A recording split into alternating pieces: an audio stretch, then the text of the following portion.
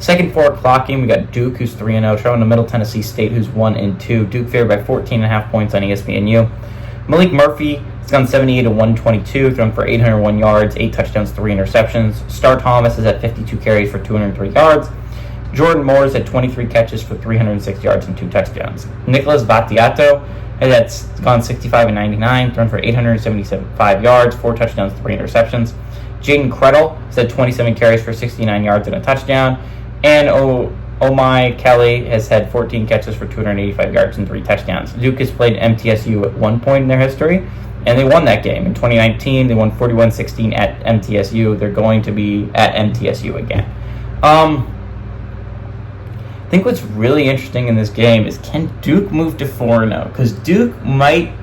I think there's a lot of teams out there, like Pitt has cut it close twice now.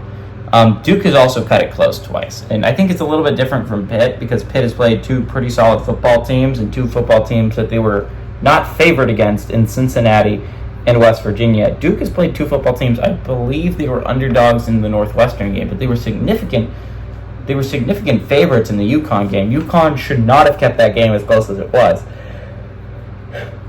And I'll give you a pass. Heading to Northwestern is tough. Despite them not being in a full stadium, but it's like on the road. I'll give it to you.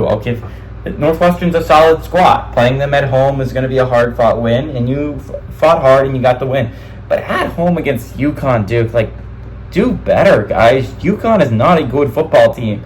You should not have been close. That, on the other hand, though, MTSU is not a good football team either. But I think people not thinking Duke is a little bit of a fraudulent 3-0 is not crazy to say. I think they have not played their best football yet, that's for sure. But I will say I think they moved to a fraudulent 4-0, which honestly, if UNC wins, a fraudulent 5-0 is at stake next week, and we'll talk about that game. Even if both those teams lose this week, Duke is a solid 3-0 football team. If not, I think a little bit of a fraudulent one. But if you're 3-0 at this point in the season, you're still a solid football team. Give me Duke to win and cover on the road.